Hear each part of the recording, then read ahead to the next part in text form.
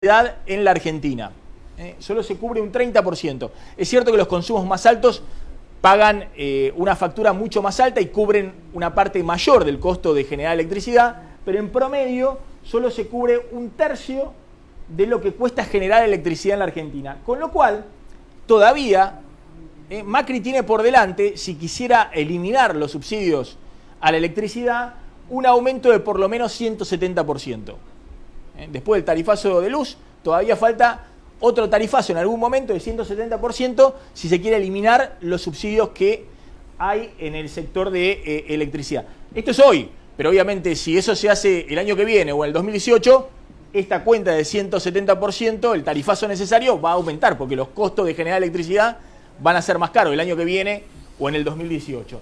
En el caso del transporte de colectivos, la factura, el boleto de colectivo que se llevó a 6 pesos, fue uno de los tarifazos de marzo, cubre la mitad del costo del valor de colectivo en Capital y en Gran Buenos Aires, con lo cual todavía falta un aumento de tarifa, que si lo medimos a hoy sería del 100%.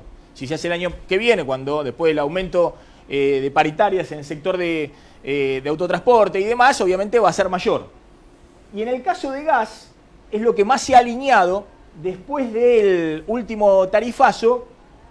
La factura de gas promedio cubre el 70% del costo de generar gas o de producir gas en la Argentina, que es $5,5 el millón de BTU. Con lo cual, ahí el aumento necesario para eliminar los subsidios del gas, que insisto son una pequeña parte de los subsidios al gas de lo que es la montaña de subsidios energéticos, sería del 40-50% adicional, lo que faltaría al día de hoy si se quisieran eliminar los subsidios. Ahora, miren esta cuenta, lo que va a haber de subsidios después de los tarifazos que hubo en el transporte, con el colectivo, en la luz y este último del gas. Si se aplica este último tarifazo del gas, suponiendo que se resuelve el tema entre la Corte Suprema y la parálisis que ha significado el fallo de la Cámara Federal de La Plata, aún así, con esta suba de las tarifas últimas de gas, con el último tarifazo, este año los subsidios en total van a sumar 250.000 millones de pesos, 3,7% del PBI. Si no se aplica el último aumento de las tarifas de gas, no es muy distinta la cuenta, serían 264.000 millones de pesos. Lo que está diciendo Dante Sica es, bueno, toda esta discusión del gas, estamos hablando de unos 12.000, 13.000 millones de pesos, que en términos de lo que es el déficit fiscal hoy de la Argentina no es demasiado relevante. Es decir, todo este despelote Macri lo hace por solo 0,2% del PBI o 12.000 millones de pesos. El déficit fiscal de la Argentina, primario, antes del pago de interés en la deuda, va a ser este año, según las cuentas oficiales, 320.000 millones de pesos. De eso, el 80%, más de 250.000 millones de pesos, es subsidios energéticos y al transporte, es decir, subsidios económicos. Es decir, hay una cuenta enorme de subsidios que este año va a seguir y que explican la mayor parte del déficit fiscal que va a tener este año la Argentina. Igualmente, insisto, si uno ve el costo político que está pagando Macri por insistir con el tarifazo de gas, en relación a ya un déficit enorme que tiene por el lado fiscal, uno dice, bueno, ¿y por qué no emite un poquito más de pesos, emite un poco más de deuda y cubre, si se quiere, un descongelamiento más gradual de las tarifas de gas? ¿Para qué comprarse semejante despelote del tarifazo, los cacerolazos, toda la oposición que si no le bocha la justicia el tarifazo, en agosto amenaza con bocharle el tarifazo en el Congreso, en diputados y en senadores? ¿Por qué Macri está tan obsesionado con el tema energético? Bueno, porque está obsesionado con otra cuenta, que no es la de pesos, que es con lo que se pagan los subsidios, se pagan con pesos, con la emisión de pesos, o si uno emite deuda en el exterior, consigue pesos también acá y paga los subsidios, sino que está obsesionado con la cuenta de dólares que tiene la Argentina por las importaciones de combustible, y esa cuenta el año pasado se redujo a 7.000 millones de dólares por la caída del precio del petróleo y del precio del gas, pero en los últimos años había superado los 11.000 millones de dólares. Y esos son dólares contantes y sonantes, que como Argentina no emite dólares, necesita conseguir. Y es cierto que Argentina hoy puede emitir deuda en dólares y conseguir dólares. Pero esta es una parte de la demanda de dólares que hay en la Argentina, lo que hay que pagar de la factura de combustible. Después está lo que hay que darle a los ahorristas que compran 800, 1.000 millones de dólares por mes. Hay que darle otros 7.000 millones de dólares a la industria automotriz, que es lo que importa en términos netos la industria automotriz para funcionar por año. Hay que darle otros 5.000 millones de dólares a la industria de electrodomésticos en la Argentina. Es decir, la demanda de dólares que hay en la Argentina, si uno le suma la demanda necesaria por el consumo energético, bueno, es enorme. Y esto tiene que ver, insisto, importaciones de combustible, fuel oil, pero principalmente gas.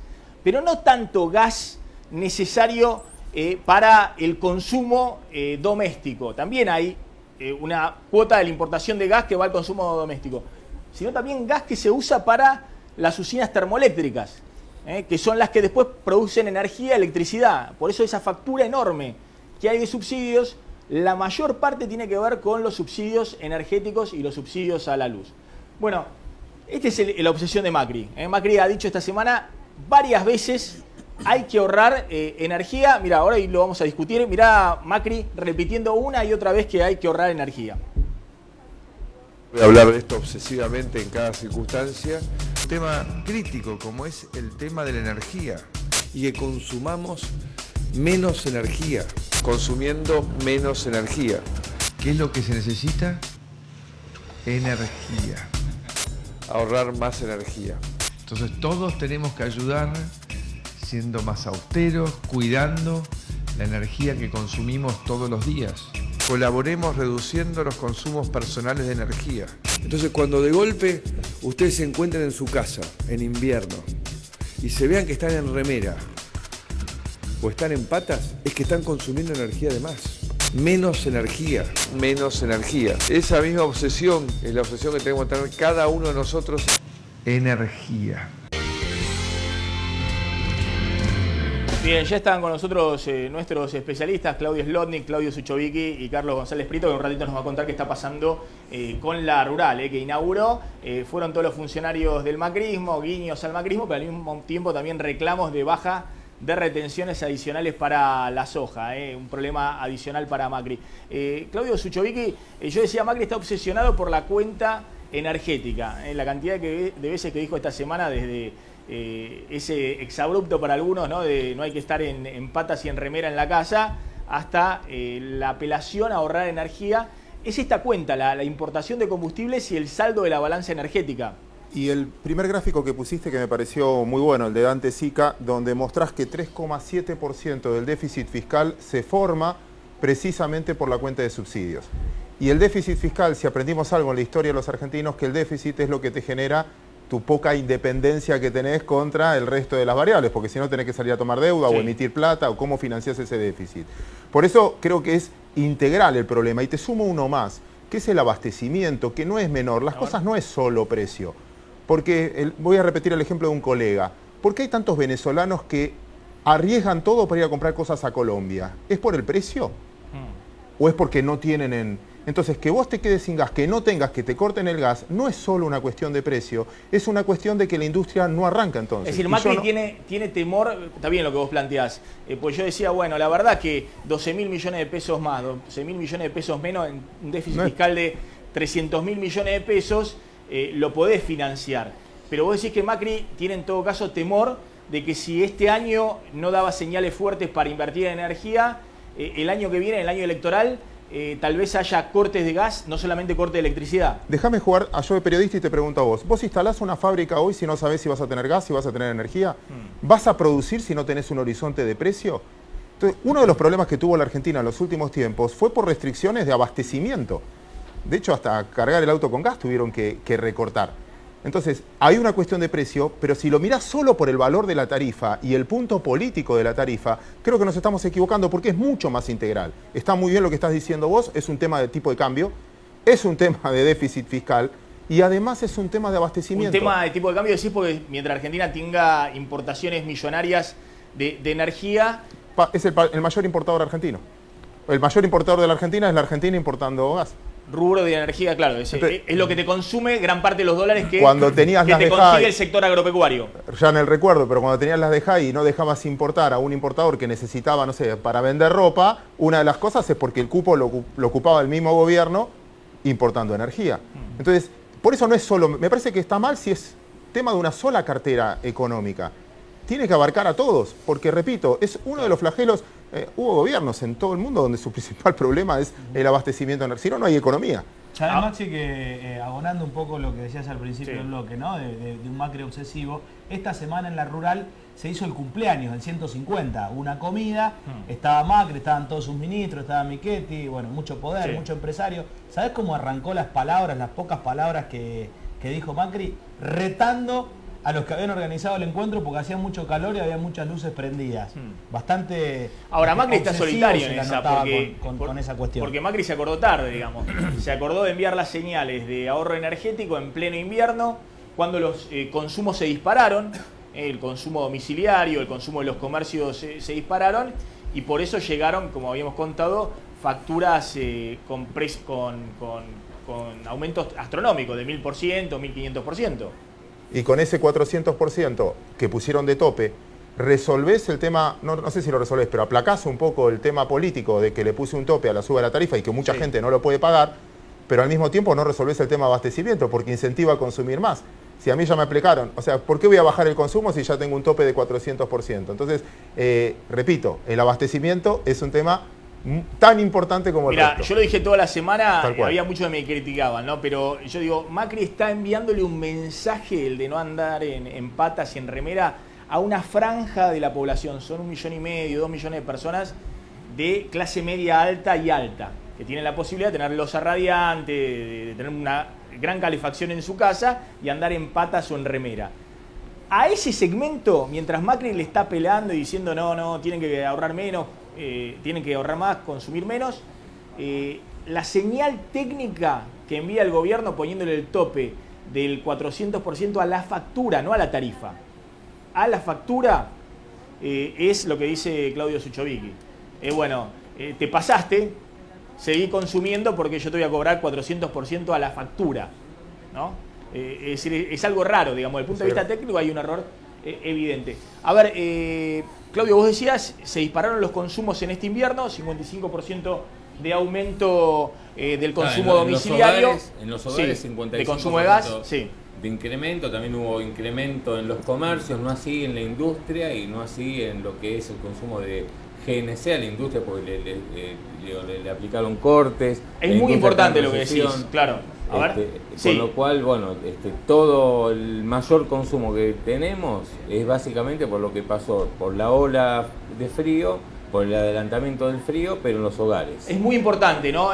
Aumento de 55% en los hogares, aumento de ¿cuánto en los comercios? Del 38% aproximadamente. Del 38% en los comercios. Y después tenés caídas en la industria del 9 y pico % y caídas también en el GNC. Ahí tenés el cuadro. Bueno, ahí está. Es decir, en un año en donde la industria está ajustando por la recesión, vos podés garantizar mayores consumos en los hogares y los comercios. Pero si el año que viene tenés crecimiento, o si querés tener, no podés tener estos consumos en los hogares. Porque a la industria incluso le cortaron. Y no podés tener estas caídas en la industria. Si tenés crecimiento el año que viene, no podés recortarle a la industria, porque si no vas a tener crecimiento, no vas a tener recuperación. Y le estás poniendo un tope justamente a cualquier posibilidad de reacción de la industria. Esa es la cuestión. Ahora, ahí está la paradoja que tiene el año que viene Macri. O reduce este consumo, supongamos que el invierno o el verano es muy caluroso o el invierno es muy frío, o reduce los consumos energéticos de las familias y de los comercios, porque si no, no va a tener crecimiento el año que viene. Si no, tiene que recortar a la industria el año que viene. Claro. Ahora es paradójico también que no se le ponga un tope o un castigo a aquellos consumos más elevados, porque lo acá recién hablaba con Suchovicki. Al poner un tope del 400%, factura contra factura, aquellos mayores consumos no tienen ningún incentivo para ahorrar. ¿Por qué? Porque ya pueden pagar ese aumento del 400%. Exactamente. O sea que ahí hay una cuestión para corregir. Bueno, ya está Luciano Coan, que es economista, es director de la consultora en Lipsis, exactamente, junto a Eduardo Levi Yeyati. Está con nosotros Santiago Montoya, experto en temas fiscales, ex director de ARBA y en el Banco Provincia. Está Jorge Giacobbe, director de Giacobbe y Asociados. Y Walter Lanaro, que es senador provincial de Cambiemos. Gracias a todos por venir. Ahora voy a empezar por Giacobbe, porque un poco rompe el criterio básico que nosotros tenemos de que fue la peor semana de Macri desde el punto de vista político. Y los encuestadores dicen, no, miren, Macri sigue bien en las encuestas. ¿Es así? Es absolutamente así, está estable. Los que están pagando el pato, Maxi, son los ministros. En los últimos meses, la imagen de Macri sigue estable en 56, 57 puntos de imagen positiva. La calificación del gobierno lo mismo. Y está sustentado sobre una idea que es bastante sencilla. La gente reconoce que hay un problema, ese problema de la angustia, ese problema la complica, le duele porque pega en el bolsillo, pero todavía la gente cree que Macri lo puede solucionar. Mientras haya un problema y la gente crea que el tipo lo puede solucionar, entonces se va a sostener. El día que crea que no lo pueda solucionar o que Macri no ve el problema que la gente siente, que era el caso de Cristina, entonces sí le va a soltar la mano. Ahora, sí, respecto de meses anteriores, cayeron, te diría, casi todos los ministros 4 o 5 puntos, que también venían bastante altos, porque están todos metidos en esta idea de la luna de miel, digamos, pero los que cayeron han sido los ministros. Casi ahora, todos. ¿no se terminó ahí la luna de miel? ¿Para usted no significa que hay una especie de quiebre? No. Porque evidentemente el tarifazo ha sido un error de gestión. Totalmente. Un error evidente Totalmente. de gestión. Muchos se lo endilgan a Aranguren, otros dicen es el propio Macri que insistió y persistió con esto. A ver, esta es la encuesta que ustedes hicieron. Claro. ¿Esta encuesta de cuándo es? De la semana pasada. De la semana pasada. Si usted fuera presidente, ¿cómo aplicaría el aumento de tarifas? Bueno, gradualmente el 81%, es decir, la gran mayoría te dice gradualmente. Es cierto que hay una mayoría que reconocía que era necesario un aumento de tarifas. El 70% cree que las tarifas estaban atrasadas, el 70% también dice que está cambiando sus hábitos de consumo respecto del impacto de los aumentos. Es decir, hay una opinión pública a la cual Macri le logró explicar que esto era necesario y esa misma opinión pública cree que eso tendría que haber sido hecho de otra manera.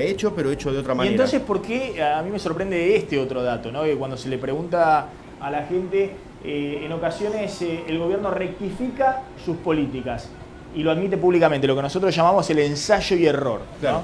¿no? Las marcha atrás del gobierno. ¿Cómo ve esta situación?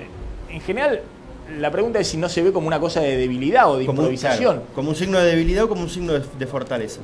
Como un signo de inteligencia del 61%, es decir, la mayoría lo ve como un valor, no como Claro, algo negativo. Claro, Maxi, porque la gente lo está a ver, las cosas son buenas o malas para los seres humanos en comparación con algo, no en abstracto. Entonces la gente hoy está comparando la parte política del gobierno contra el kirchnerismo.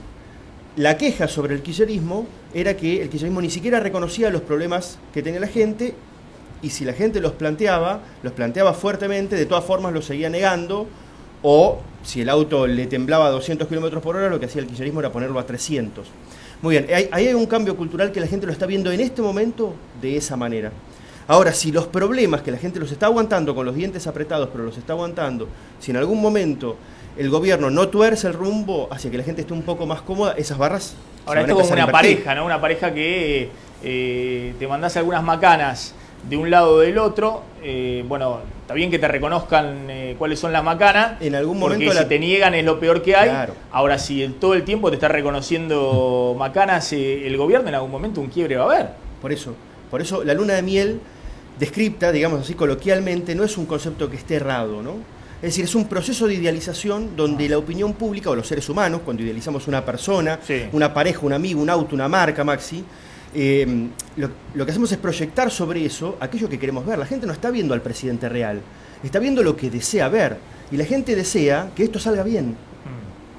Bueno, Montoya, la verdad que es raro, ¿no?, interpretar esto, porque yo creo que esto que estaba diciendo Giacobbe es en parte causante de los últimos errores del gobierno. Yo creo que Macri está con un exceso de confianza, no con la idea de que está con debilidades y tiene que ser cuidadoso, sino que al contrario, ve que se le diluyó la oposición, y se manda con alguna medida e insiste con algunas medidas, aunque sean errores de política o de gestión. A mí me parece que si la sociedad hubiera querido seguir como venía, Sí. hubiera votado la otra oferta política, no hubiera votado a Cambiemos. Justamente me parece que la gente, siguiendo con la interpretación de la encuesta, es consciente de que había un desfasaje muy importante.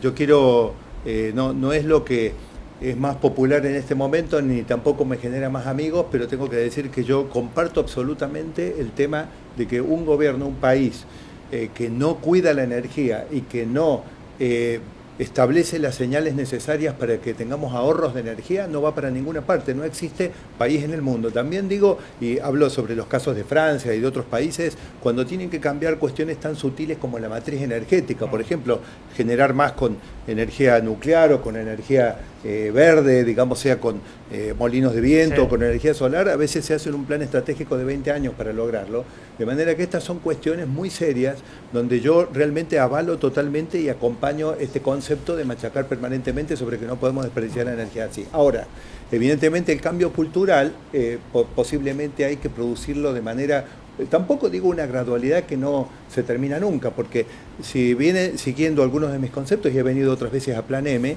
yo estoy en contra de las gradualidades que llevan a no conseguir los resultados. Por ejemplo, estrategia antiinflacionaria que se hacen planes a 5 años, después, ¿por qué no se puede? Y porque tenemos crisis internacionales por todos lados que no controlamos y que se trasvasan por los circuitos financieros o comerciales a la Argentina. Entonces después hacemos mesas como esta para explicar por qué no funcionó. Entonces tiene que ser una gradualidad corta como para poder hacerse cargo del problema, y creo que lo del déficit fiscal, lo de la balanza, obviamente el problema de las divisas, son todos problemas colaterales donde el que manda es el tema de la disponibilidad de energía. Y finalmente le quiero contar el caso de una bodega en Mendoza que estuve ayudando, donde se trata de vinos que venden botellas a 600 euros que se ponen en la mesa de restaurantes en Europa, y que tuvo que pasar a comprar, a exportarlo a granel a Chile para que lo envasaran en Chile, porque la botella que tienen que colocar en un producto premium de esa categoría no puede ser una botella hecha con los hornos eléctricos que están disponibles, que está desbordada la producción, y los hornos nuevos no pueden importarse, primero porque no se podían importar, hablo hasta diciembre,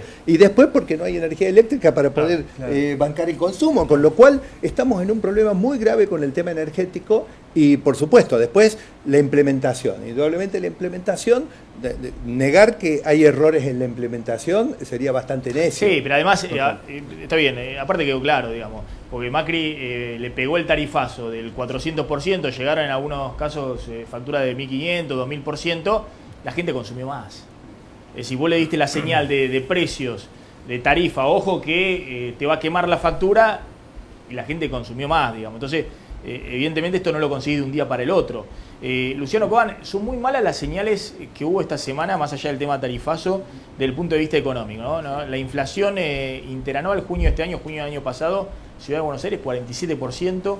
La inflación que se llama núcleo, es decir, sacándole el efecto tarifazo o el efecto precios estacionales, subiendo respecto a mayo y abril, no bajando. Sí. De alguna forma yo creo que este tema que estás planteando ahora está totalmente vinculado con el tema de las tarifas. Porque... sí, el tema de la inflación. ¿Vos decís que el tarifazo hace peligrar la baja de la inflación? Exactamente. Digamos, de alguna manera lo que parece estar viéndose es que los tarifazos de abril tuvieron no solamente algunas consecuencias en el plano político, donde evidentemente apareció ahí las primeras señales de, bueno, hubo una bomba acá que la resolución salió mal. Y lo cierto es que también lo que empiezan a mostrar los números de inflación es que las consecuencias inflacionarias del tarifazo pueden haber sido mayores a lo que creíamos. Mi impresión es que los nuevos números que no están saliendo bien, el número de arriba de 3% de junio fue muy malo, ya tienen poco que ver con lo que fue la devaluación de diciembre, eso yo creo que es algo que ya pasó, y tienen mucho más que ver con este ajuste de tarifas cuya consecuencia final en las mediciones de inflación fueron mucho más Hubo una fuertes. especie de segunda ronda de remarcaciones a causa de los tarifazos de marzo, de abril, después de junio. No solo remarcaciones, también esa inflación oculta que tuvo, por ejemplo, lo que mencionabas del consumo de gas. Esta suba de las boletas, que fueron en algunos casos entre 10 y 15 veces, que fue mucho más que lo que subieron las tarifas, es una especie de inflación oculta que apareció, que pegó muy fuerte en el invierno y que creo que está generando la segunda ola expansiva que estamos viendo. Está empezando el segundo semestre y el gobierno tiene una recesión notable, digamos, ¿no? Pues lo marcan todos los indicadores.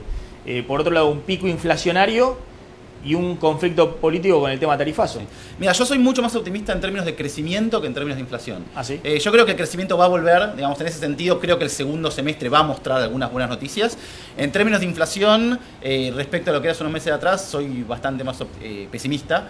Creo que ahí hay alguna batalla que este año se va a perder y que ya pensando hacia 2017, posiblemente los objetivos del año que viene empiecen a moverse más a, bueno, necesitamos crecer el año que viene y en ese marco se empieza a sacrificar un poco el objetivo de inflación. A ver, Slotnick, aportame un dato respecto a qué ha pasado con el tema inflacionario. Está también el senador Walter Lanaro y Giacobbe. ¿Cómo se condice esto que está bien Macri en las encuestas, pero ayer, ahora vamos a ver las imágenes, salieron todos a timbrear? ¿Timbrear qué significa? Salieron a caminar el Gran Buenos Aires para ver cómo había impactado el cacerolazo desde el punto de vista político. Estuvieron también aquí en la Matanza, bueno, María Eugenia Vidal, estuvo, bueno, los principales dirigentes políticos de Cambiemos, ¿no? Fueron todos juntos a tocar el timbre en las casas, como hacían en la época de la elección, para ver cuál era el clima social de la gente frente al tarifazo.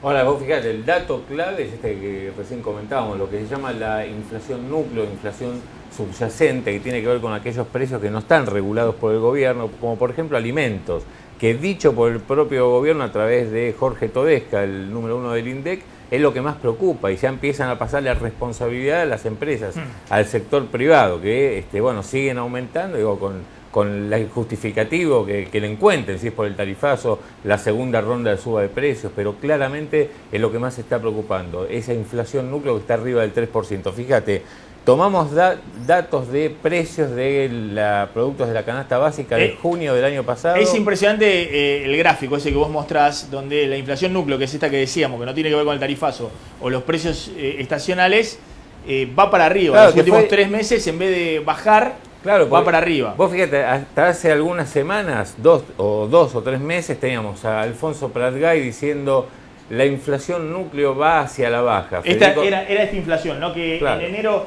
en diciembre estaba 4,5%, en enero 4,1%, 3% en febrero, marzo 3,5%, abril baja 2,8% y todos decían, bueno, el Banco Central empieza a bajar la tasa de interés, que empieza a bajar porque la inflación está acelerando, pero mayo 3,3%, y junio 3,6%, claro, esto según los datos de la Ciudad de Buenos Aires. Y bueno, y eso lo que te está marcando es que el gobierno la tiene muy complicada y no puede cumplir con esa promesa que tenía, que era nuestro objetivo central, ¿cuál es? Bajar la inflación, porque una vez que baje la inflación, lo que escuchamos todos, comenzará a revivir la economía, a crecer la actividad económica. Esto es lo que frenó, Claudio Sucho, la baja de tasa de interés por parte del Banco Central, 2 semanas consecutivas sin baja. Sí, sin duda, que fue el motivo y habrán tenido este dato antes que nosotros. Pero hay un factor más que quería poner a lo que estaban diciendo. Ahora se puso de moda en casi todos lados ver el small data, ¿viste? Estaba big data, y ahora es ver los pequeños detalles. Y voy a un caso personal, pero perdón que sea autorreferencial, pero supuestamente a mí de gas me llegaba a 300 pesos y ahora me llega a 3.000 pesos. Independientemente de que yo creo que ese es el valor, es lo que gasto con mi familia en ir a comer 2 veces por semana a algún lugar.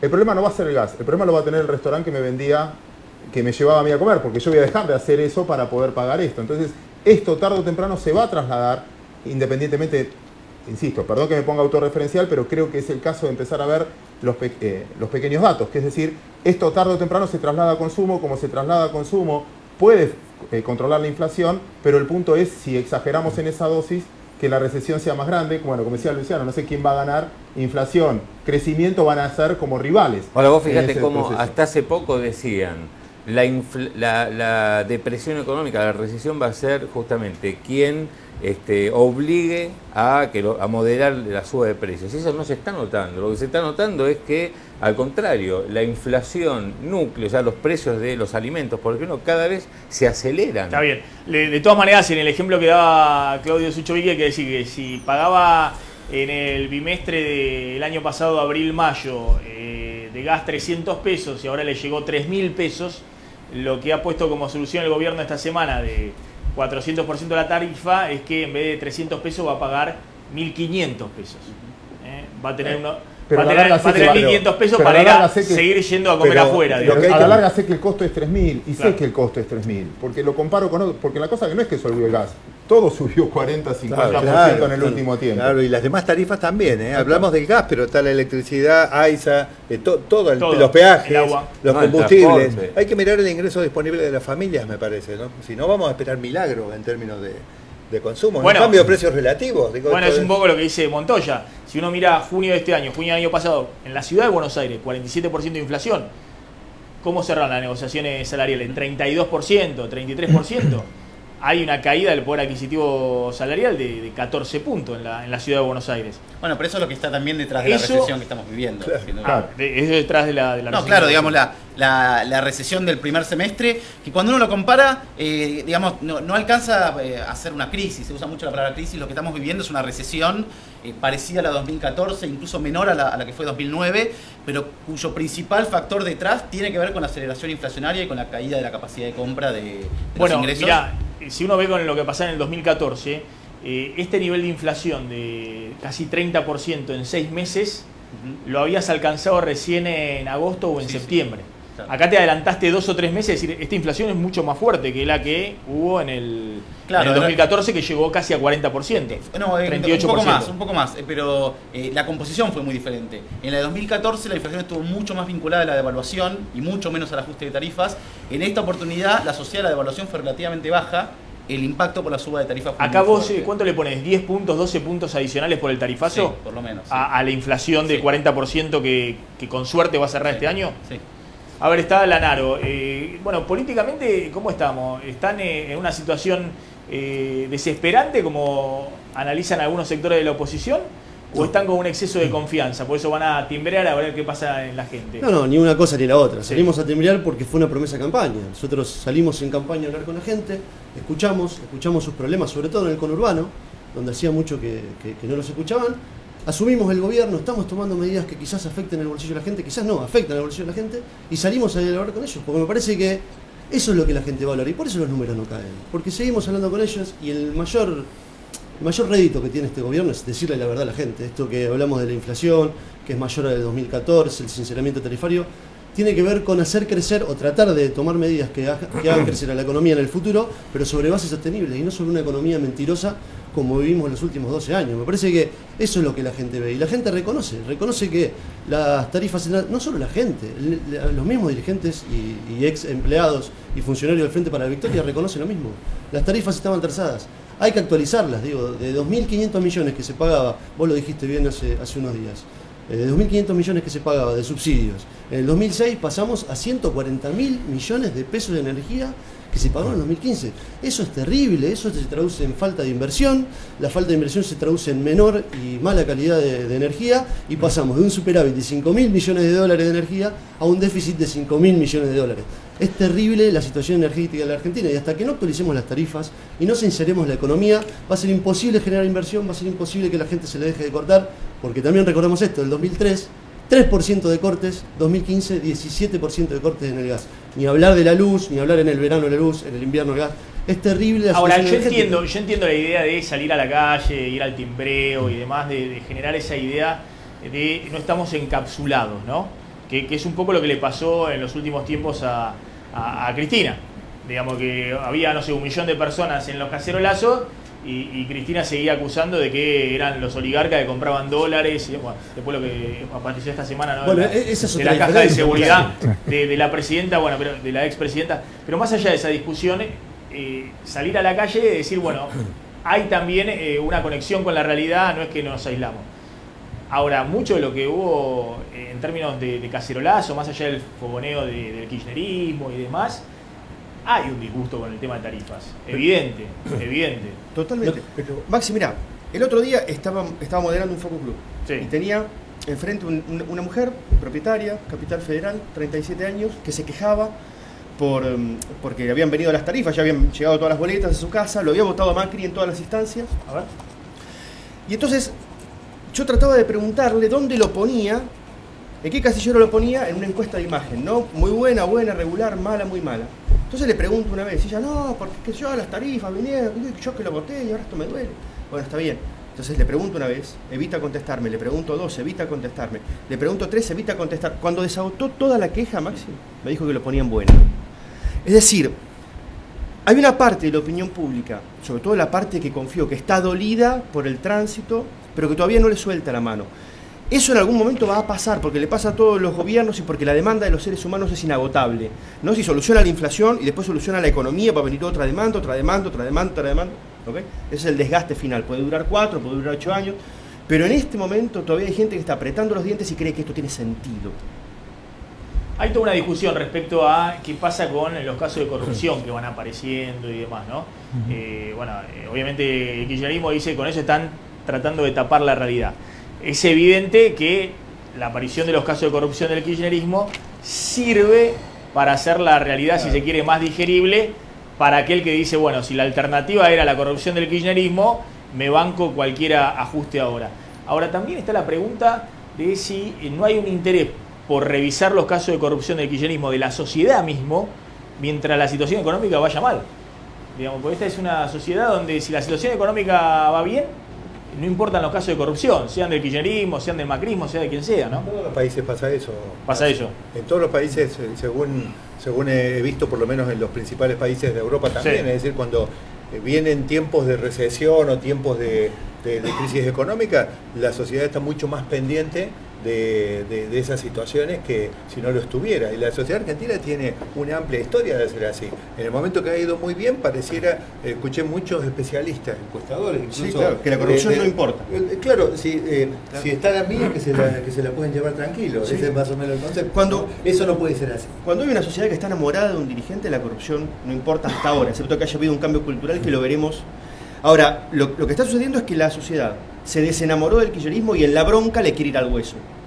El cambio cultural lo vamos a ver respecto de la corrupción en la sociedad si el día de mañana está enamorada del macrismo todavía y pese a eso pide toda la honestidad posible, ¿no? Me parece que en este caso separar una cosa de la otra es complejo. ¿Por qué? Porque la gente ve que falta infraestructura y eso tiene que ver muchas veces con obras que ya se pagaron y que nunca se iniciaron. Hola, Salvador, por ejemplo. Y no podemos desasociar los subsidios a las empresas de la corrupción. Porque una de las causas por las que se mantuvo tanto esta política de subsidios a las empresas de transporte, de servicio, de energía, tiene que ver con que había asociado ¿quiénes manejaban los subsidios?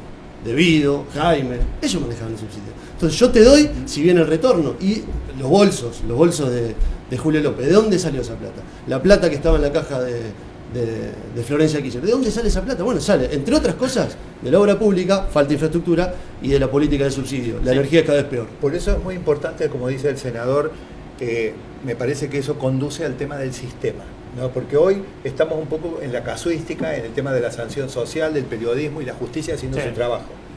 Pero la pregunta es, ¿qué pasa con el sistema? Porque lo que él dice, digamos, con un sistema de inversión pública que trabaje con todos los controles, donde yo no pueda pagar una obra si no está cumplido un control de avance, que esto es básico, y después el financiamiento de la política. Me parece que con estas dos cuestiones nosotros completaríamos un esquema como para que esta historia no se repita, ¿no? A ver, le hago una pregunta a los economistas, a Luciano Cohen, a Claudio Suchovicki. ¿Qué pasa con las inversiones, ¿no? Porque acá hay, creo, un interrogante político que tienen también aquellos que van a entrar o no al blanqueo o aquellos que vienen a invertir a la Argentina, que es, bueno, ¿cuánto dura Macri? ¿No? Más allá de lo que pasa en la economía. Es decir, ¿cuánto dura? Si dura 4 años, si dura 4 años con los últimos 2 años débil, si dura 8 años, ¿cuánto dura Macri? Y la otra cuestión es, hoy los números, desde el punto de vista de la economía, tenés un dólar de nuevo atrasado, la inflación arriba del 40%, es cierto que abriste el mercado financiero y no tenés cepo, pero pareciera ser que está todo en discusión, que las reglas no están tan claras como parecía que iba a fijar las Macri desde un principio. Sí, yo ahí, ahora te escucho, Luciano, soy más optimista con respecto al final. Yo creo que no es solo, y por lo que explicaba muy bien Montoya recién y el senador recién, no es solo como inversor en algún punto si es Macri, sino si es el sistema. ¿Qué sistema viene después?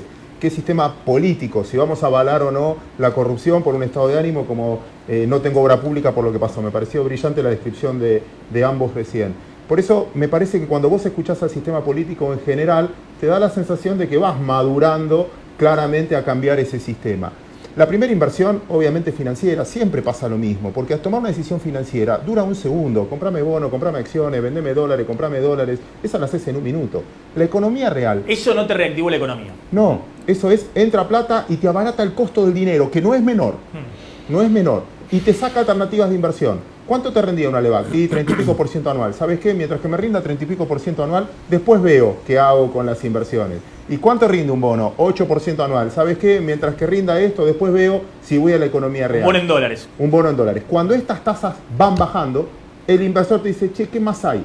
Después lo vamos a hablar y quizás yo obviamente voy a hacer, no sé, espero no hacer apología de las inversiones en acciones, es a mí lo que más me gusta y también tengo acciones, o sea, quiero ser profesional en eso, es decir, obviamente no soy objetivo.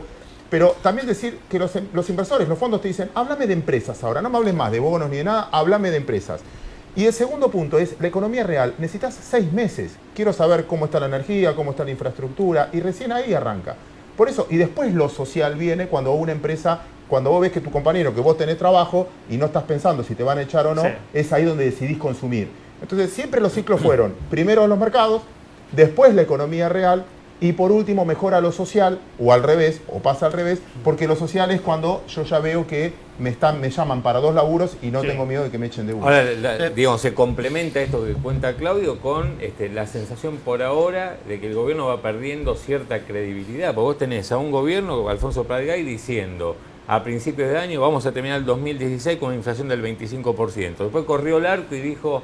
vamos a tener 25% de inflación cuando estemos en diciembre comparado contra diciembre del año pasado. Y ahora corrió otra vez el arco y dice 25% marzo contra marzo. Entonces me da la sensación que vos tenés en el medio un gobierno que va perdiendo cierta credibilidad por parte de la sociedad, de los agentes económicos, y todavía no se ve de qué manera justamente, si el objetivo central es bajar la inflación para que vuelva a crecer la economía, ¿cómo hacés en el paso 1, que es bajar la inflación? Ese era Pratgay. Después estaban Quintana Lopetegui diciendo el segundo semestre es el paraíso.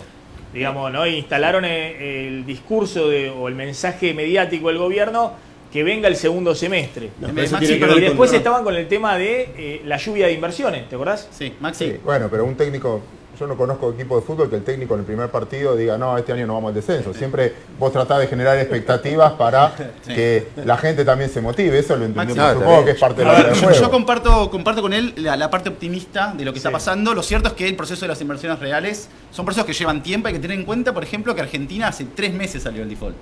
Porque el pago de los holdouts se hizo en abril y recién ahí es cuando pueden empezar realmente a movilizarse las inversiones. Y creo que en ese sentido se están dando los tiempos naturales y las noticias positivas están empezando a aparecer. La mala noticia, la pregunta que vos hacías que quedó en el aire, es cuánto dura Macri. Me parece un poco arriesgada, pero sí la pregunta que creo que está surgiendo es cuánto dura la transición. Es decir, cuánto dura este trabajo sucio a partir del cual la cosa empieza a marchar. Y ahí quizás sí hay algunas malas noticias. Lo que se está viendo con el tema de las tarifas es un poco eso. Estamos en junio y todavía está en agenda este tema que se tendría que haber resuelto hace rato y posiblemente esté en agenda durante un tiempo más. Entonces, esa es la pregunta que creo que va a empezar a hacer un poco de ruido, porque al final del día lo que te va a movilizar las inversiones fuertes es ver que la economía empiece a crecer.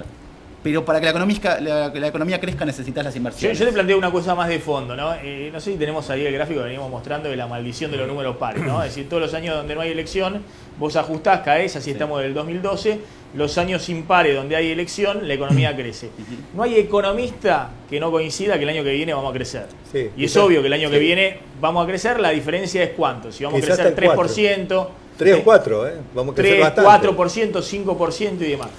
La pregunta es si Argentina sale de este cepo que tenemos del 2011 o del 2012, que en promedio después estamos estancados, digamos, porque después viene el año del ajuste. Es decir, ¿cómo salís de el atraso cambiario permanente? Devaluaste y de nuevo la inflación te comió la competitividad y Argentina de nuevo no es rentable para las inversiones reales. ¿Estamos saliendo de ahí o no? A ver, los desafíos son serios. Porque hoy no estamos saliendo de ahí. Hoy estamos en el mismo...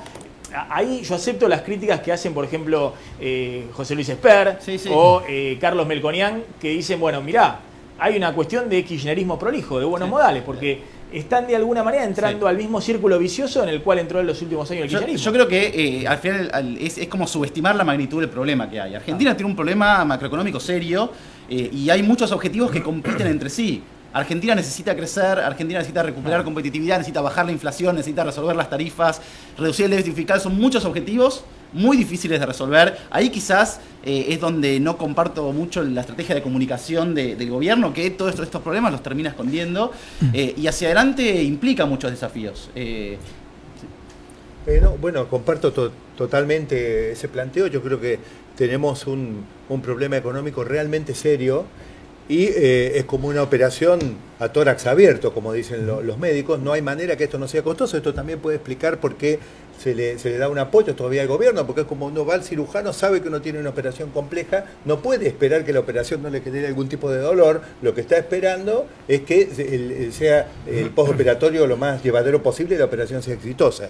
Ahora, me parece que no hay por qué pensar que el crecimiento que yo descuento el año próximo no va a requerir después otra situación, como llevamos un lustro perdido en realidad. A ver, acá nos olvidamos de lo que pasó en el 2014, pero en el 2014 hasta mitad del 2014, cuando el gobierno de Cristina después ancla el tipo de cambio y con los dólares de China logra que la economía vuelva a recuperar, estamos discutiendo si Cristina llegaba a mitad de año o no llegaba a mitad de año. Sí. Digamos, la inflación se había disparado, la economía estaba en la recesión, tenías el cepo, te faltaban los dólares. Sí. Digamos, una situación, de alguna manera, salvo por la falta de dólares, que ahora abriste la disponibilidad de dólares, similar a este semestre. Ahora, la pregunta es si estamos saliendo definitivamente de ese círculo permanente. A ver, la primera gran noticia es exactamente lo que planteas, es el panorama de una crisis cercana desapareció. La tuvimos durante muchos años, durante el cepo estábamos contando las reservas que habían, a ver si alcanzaban hasta fin de año. Ese temor desapareció. Eso no quita que para entrar a un sendero de crecimiento de más largo plazo haya que hacer muchas cosas y que no sea nada fácil. Luciano, ¿te parece que los resultados del blanqueo podrían darnos alguna señal un poco más contundente sobre si esto se puede acelerar o no? Bueno, el blanqueo te da dos cosas. Te da plata, que te corre digamos, el horizonte de financiamiento, y es una señal muy fuerte, con lo cual, digamos, de la misma forma que uno está esperando que lleguen las inversiones, también el blanqueo va a ser una señal. No, pero no solo el blanqueo per se, sino esto de la reparación histórica a los jubilados. Esa plata es plata que va al consumo directo. Sí. No solo eso, hablábamos recién de inversiones. El mayor inversor va a ser el Estado con obra pública. Pero eso también va a generar reactivación económica y generación de empleo. Pero lo del consumo ayuda es un paliativo, pero yo creo que hay que tener claro una cosa. Con la estructura que tiene la economía argentina en términos de tasa de inversión, no sé si coinciden ustedes, no hay manera que la Argentina retome un sendero de crecimiento sostenido. No hay manera sobre la tierra. Es decir, obviamente necesitamos cambiar las pautas de consumo, necesitamos invertir más. Pero tampoco hay manera que la Argentina vuelva a crecer en el corto plazo si vos no reactivás el consumo. No, por supuesto. Si no le pones dinero en el bolsillo a la gente. Con la inversión, pero teniendo en cuenta la importancia que tiene la inversión en la economía argentina, no reactivás la economía. Pero va a ser ese crecimiento espuma de los últimos 5 años. Un año crezco, al otro año caigo. Un año crezco, al otro año caigo. Ahora la idea me parece que es tener una economía real. Y la economía real tiene que ver, en contra la lucha de la inflación, es reducir la base monetaria. Entonces vos tenías una emisión del 40% y ahora tenés una emisión del 20%. Eso, sumado a que vas a actualizar la tarifa, vas a dejar de emitir para pagar subsidios. Todo eso es luchar contra la inflación. Y además, con la inversión y obra pública vas a generar empleo y vas a aumentar el consumo. Me parece que quería decir algo. Eso tiene que ver. Excepto para los que son especialistas en este tema, y para la parte de la opinión pública que consume todo el tiempo información política y económica, que es una parte muy pequeña de la población, esto es una gran bola de información, muy difícil de entender. Entonces la gente reduce esto a confío o no confío. Entonces, me gusta mucho la metáfora de Santiago recién de entregarse a un cirujano. El que entró a un quirófano sabe que no sabe qué va a pasar ahí y que no sabe tampoco qué es lo que el tipo realmente va a hacer. ¿Confía en la mano del cirujano o no confía? Maxi, aprovecho. Que tenía que pasar por el quirófano. Sí, claro. Por eso y sabía que el postoperatorio iba a ser complicado. Aprovecho el lujo de estos economistas para dejar flotando la pregunta. ¿No entorpece un poco la gestión un gabinete económico tan horizontal, donde ningún ministro es el que manda? Da la sensación para los que vemos el devenir de las noticias, ¿no? La tensión entre Sturzenegger y Pratgay, Lopetegui y Pratgay, como que no hay un superministro. Quizá ahí seguimos siendo kirchneristas en realidad. ¿Sabés por qué? Porque vos fijate, cuando Néstor Kirchner asume, bueno, yo me enteré la historia de lo que le pasaba en el CFI en los 90 con los demás gobernadores, que el ministro de Economía venía y lo vapuleaba porque el tipo quería discutir pero no tenía los conocimientos económicos. Entonces él estudia economía cuando era gobernador de Santa Cruz y cuando viene con dos cuestiones. Primero, el poder presidencial estaba diluido, entonces él diluye a la autoridad económica y la fragmenta en varios. Y segundo, él quería manejar la economía. Bueno, pero había uno que manejaba, o en su momento Labaña, o hoy pasa lo mismo. No, al contrario, Labaña justamente lo hicieron, yo creo que la salida de Labaña terminó siendo Está bien, pero eso es el pasado. Pero es el pasado. Pero hoy está pasando lo mismo. Hoy pasa lo mismo. Hoy pasa lo mismo. Macri es el que está detrás de todas las decisiones. Mira, es decir, cuando porque Macri aparte conoce de economía, ¿no? Tenés siete... Cuando preguntan quién está detrás del tarifazo, y está Macri. ¿Quién está en la decisión última de salir del cepo? Si bien se lo confió a Pradga, y está Macri. ¿Quién está? Esta es la otra discusión. ¿Quién está en la decisión de bajar la tasa de interés cuando la inflación todavía no daba señales de desaceleración? Y bueno, y está Macri también detrás de eso. Aunque no debería en ese caso estar Macri, porque el Banco Central supuestamente es independiente, ¿no? Pero ahí tenemos, Maxi, sí. La decisión política siempre va a estar el presidente. Es imposible que no esté. La cuestión es la instrumentación de las medidas, ¿no? A ver, Slotnick. Mira, yo traje una tabla, un relevamiento de precios basado en ISEPSI, que toma datos, un relevamiento sobre todo en el conurbano de la provincia de Buenos Aires, sobre qué ocurrió con los precios en el último año. Y la verdad es que lo que vemos en alimentos, la canasta básica, como dice ahí, está por las nubes, con incrementos en el kilo de pan. Son todos, además, precios muy moderados en cuanto al relevamiento, porque cualquiera de los que nos está viendo sabe que puede conseguir el kilo de pan arriba de los 30 pesos o el kilo de arroz arriba de los 16. A ver, junio esto es, el pan aumentó 50%. 50%. El arroz el 42%. La harina el 38%. Estamos hablando de la harina triple cero, ni siquiera la de más cara. El medio kilo de fideos guiseros, 20% de incremento. El litro de leche... esto es bueno, la mitad de la inflación. Digamos, de alguna manera el consumo también de fideos aumentó mucho porque cayó como 7% el consumo de carne, ¿no? Bueno, acordate que la semana pasada me despedía dando la novedad del incremento de precios en los fideos por eso mismo. Y la leche aumentó 42%. En el último año. Claro. A ver, Carlos González Prieto, se inauguró la rural. Sí que hay un tema con el tema de la leche, ¿no? Los tamberos están pidiendo recomposición de precio. Sí. El gobierno no le quiere dar subsidios, pero sí habilita la posibilidad de que pueda haber una mesa de negociación entre los productores, el gobierno y los supermercados. Atención, porque el gobierno en el caso de la leche va a analizar la cadena de valor. ¿Cuánto se lleva del litro de leche? Al estilo Moreno, ¿no? Pero bueno, con otros modales. ¿Cuánto se llevan los supermercados, la parte comercial, y cuánto se llevan los tamberos, los productores? El tema es las herramientas con las que cuenta el gobierno, ¿no? Porque, claro, el tambero hoy está cobrando 4 pesos, 4,20, se le recompuso bastante, estaba en 3,30 hace 2 meses. 4,20, ponle esté cobrando por litro de leche, igual no le alcanza. El consumidor paga 18 mangos, como mostrábamos recién, 17, 18, 20, hasta 25 pesos por litro de leche. Ahora, ¿qué puede hacer el gobierno? Porque tampoco le puede poner una 45 en la cabeza al supermercadismo, decirle, vos no podés remarcar así o asá, como hacía Moreno. Tampoco se puede quedar de brazos cruzados viendo cómo mientras los productores se funden, los supermercados se llenan de plata. Una cosa puntual, Maxi, ¿está pagando hoy el supermercadismo a la industria a 90 días la leche? Para hablar de un tema concreto que es la leche fluida. ¿Qué podría llegar a hacer el gobierno? Tratar de incentivar que achiquen esos plazos para recomponerle el precio y lo que puede hacer a los productores. Totalmente, y lo que puede hacer el gobierno... Y ahí se tiene que sentar el Ministerio de Producción. Y lo que tiene que hacer el gobierno también, y que es un poco lo que va a pasar esta semana con esta reunión que va a haber entre Urguyaile, Francisco Cabrera y Quintana, para revisar la cadena de valor de la leche desde el tambero hasta el supermercado, es dar una señal de que tampoco haces tanto la vista gorda. Claro. Digamos, porque con esta idea de que el mercado asigna los precios y demás, hay muchos que dicen que están pasando márgenes de rentabilidad enormes en algunos sectores, entre otros lo del supermercadismo. Claro. Así que hay toda una señal, me parece que es importante, porque por otro lado había mucha discusión si había funcionarios del gobierno que tenían intereses en el sector del supermercado y por eso hacían la vista gorda. Está la Dirección de Defensa del Consumidor, que no hace nada. Porque bueno, Mal Brown es el secretario de Comercio Interior, es el dueño de la Anónima. Bueno, ¿pero es eso o es un gobierno que no cree? No tiene que ver con eso. Esa es una chicana de bueno, los que por primera vez va a haber una mesa de diálogo entre 3 ministros para discutir el tema del rol del supermercado. Me parece por lo menos una señal de decir que no te pasan los elefantes por adelante. Claro. Porque hasta ahora, atención que es esto, ¿no? Porque yo hablo también con muchos empresarios que se quejan y dicen, bueno, mirá, el gobierno, para acomodar el escenario macro, ¿no? Reducimos la emisión, vemos qué hacemos con el déficit fiscal que no lo podemos reducir, porque con eso vamos a resolver el tema de la inflación, pero se olvidó también de la política sectorial.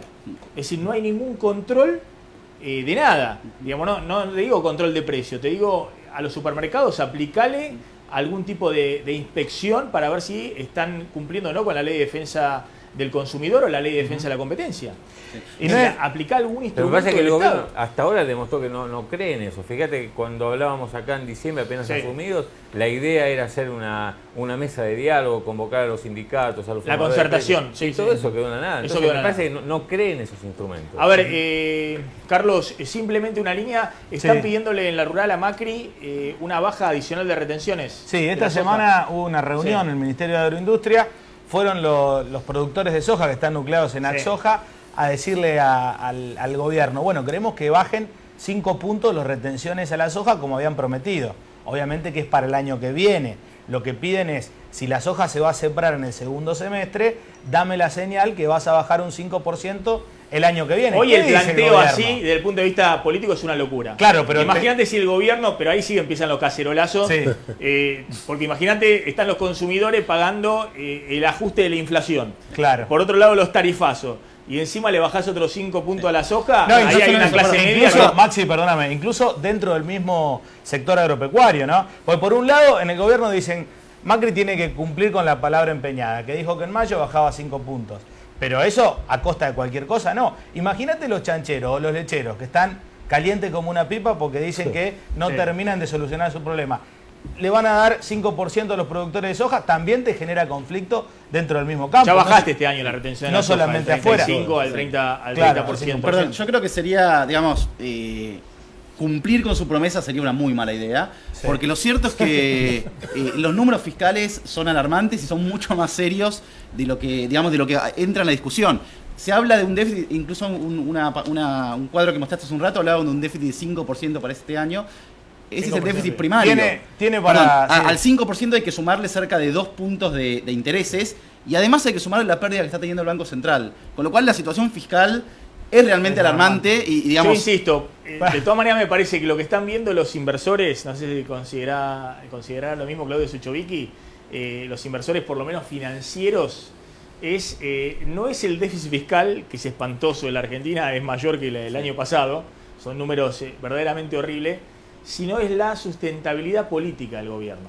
Es decir, hoy le preocupa por ahí más al que está afuera, es si Macri se asentó desde el punto de vista político o no, si está en dominio de la situación o no, antes que el déficit fiscal que tiene, porque si no es inexplicable que a la Argentina la sigan financiando y le den la posibilidad de financiarse con semejante inversiones financieras siempre llegan, además el déficit fiscal es una oportunidad de inversiones financieras que no nos sirven, pero es una oportunidad.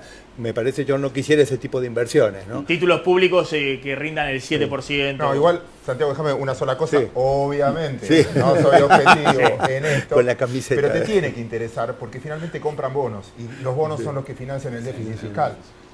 Maltratar al inversor porque es de corto plazo o lo que fuera, está bien, hay que seducirlos para que inviertan a largo plazo. Lo escuchaba él y hoy me sale la sonrisa por esto. Preparaba el informe de hoy de Mercado que tenía que ver con lo siguiente. Esta semana se colocó una parte de Cencosud y vendió el 6% de la compañía del dueño, Polmanes, ¿no? Vendió el 6% y cobró 400 millones de dólares. Eso te da que Cencosud vale 18.000 millones de dólares. Es la tercera empresa más grande latinoamericana del mundo. ¿Sí? Cuando atrás. La primera es Walmart México. La segunda es Falabella. La tercera, como los supermercados finalmente están ganando un montón de plata, de hecho valen las acciones, porque los productos que venden, y es lo que voy a mostrar ahora, le está yendo mucho mejor. Es como en la Argentina. En la Argentina vos ves que los productos son caros en dólares con respecto al resto del mundo, pero las empresas muy baratas. El dibujo que están viendo ahora, espero que lo estén viendo, habla del tamaño de las compañías del mundo. Todas las compañías americanas juntas valen cerca de 20.000 millones de millones. Todas juntas, lo que vale Apple, más Microsoft, más Facebook, más todas. todas juntas. Y ahí tienen país por país el dibujo. Fíjense Chile, fíjense Brasil. No existimos, muchachos. No estamos en el gráfico. Lo que quiero mostrar es que Argentina está barata en términos de comparación con el resto. Las 3 empresas chilenas más grandes, Falabella, LAN y Cencosud, valen más que todas las empresas argentinas juntas. Esta semana la noticia fue... Bueno, esperen acá, Cencosud es la dueña de Jumbo, ¿no? Sí, sí, por eso. Cencosud es la dueña de Jumbo. Son multilatinas. Ahí está, todas las empresas americanas juntas, el Nasdaq, Japón, Alemania, Perú está en el puesto 43 y Argentina en el puesto 44. Todas las empresas juntas, miren este dato, me duele. Esta semana la noticia una de las más importantes fue la suba de Nintendo, que subió 50% por el jueguito de Pokémon, que revolucionó el mercado. En capitalización bursátil, Nintendo subió 1/3 de la Argentina, 15.000 millones de dólares por la suba del valor. ¿Qué quiero marcar con esto? Es que Argentina es una oportunidad para muchos porque es barata. Está bien, y lo que vende no es barato. Pasando en limpio, vos decís, Argentina tiene de nuevo el problema de que está cara en dólares en sus productos. Mejor ecuación para la empresa. Lo que vendemos un litro de leche o cuando vendemos exactamente cualquier producto en la Argentina parece ser caro en dólares, pero desde el punto de vista del mercado accionario, Argentina está barata en dólares. Mira, la empresa más grande del mundo hoy es Apple. 533.000 millones de dólares. Vale, la segunda Google. Fíjense que no son empresas de historia, manejan la nube, ¿no? 494.000 millones de dólares. Para que den una idea, Apple y Google es equivalente al PBI de la Argentina. Es más grande. El efectivo que tiene Google para invertir se compra todas las empresas argentinas juntas. ¿Y la empresa argentina más grande cuánto vale? Y estará ante Trenaris 20.000 millones. Después YPF vale 11.000, o sea, YPF... 11.000 millones de dólares. 11.000 millones de dólares. Mercado Libre está en 5.000 millones de dólares. La tercera Microsoft, después viene Exxon. Fíjense que las más grandes del mundo... Estás dando la recomendación de que puede haber ahí una opción de inversión en las acciones. De hecho, recuperó mucho el mercado argentino. Una cosa es recuperar y otra cosa es subir. Lo que digo es, en esta alternativas de inversión, y ojalá, y ahí insisto Santiago con lo mismo, que la gente invierta en acciones a la larga es invertir en empresas, y en empresas de tu país, y es capital de trabajo para tu país. ¿Y vos ves no hay mercado de capitales. ¿Se van a comprar empresas, ves vos? ¿Vislumbrás que van a empezar a moverse? Son baratas con respecto a lo que facturan y me sonreía en eso. Es igual, entiendo, no soy objetivo porque yo tengo acciones, pero lo que quiero marcar es que inviertan en la economía real, es que veamos la bolsa crecer, porque no hay país en el mundo que no tenga un mercado desarrollado, lo que quise mostrar en el primer gráfico, desarrollado, porque es creer en tus productos, creer en tus empresas, más allá de que para muchos sea especulación. Perdón, las acciones no son especulación. ¿Cómo van a ser especulación las acciones si son empresas? Vamos, Santiago. Por supuesto, pero yo hablo de la especulación financiera de entrar el bono y me voy a los 90 días o a los 60 días. Esa riqueza se fue del país, porque digo, la sacaste por la vía financiera, pero las empresas son otra cosa. Por otro lado, llevamos muchos años a la cola del proceso de inversiones reales, directas en Latinoamérica, con lo cual Argentina debería tener una rápida recuperación para ocupar un lugar que naturalmente le toca. Creo que solo Venezuela ha estado recibiendo menos inversiones directas hasta 2015 por 3 o 4 años que Argentina. De todas maneras, me parece que Argentina ha despejado algunas incertidumbres en base a los errores del pasado, ¿no? Una incertidumbre básica que despejó la Argentina es la debilidad del sistema financiero. El miedo de que vuelva alguna vez un corralito. Hoy hay 0 posibilidad de que en la Argentina vuelva un corralito.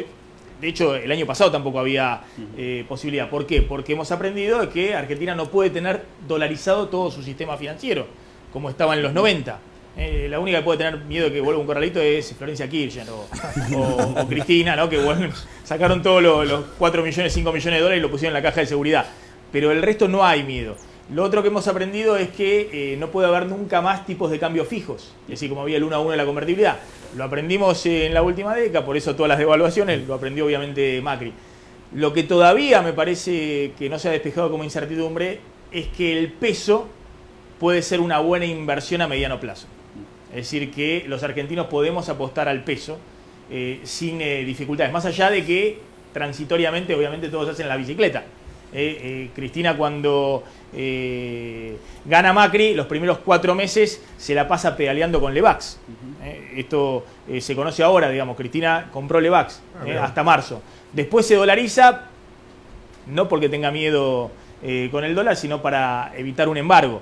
pero hay muchos argentinos que siguen dolarizándose por miedo a perder frente al dólar o perder frente a la inflación. Hay todavía una dolarización de 800.000 millones de dólares por mes de minorista. Entonces me parece que todavía Argentina tiene ahí una materia pendiente que fracasó el kirchnerismo, esto de especificar y volver a reconstituir una moneda, y hay un interrogante respecto a qué puede pasar con Macri. Me parece... Sí.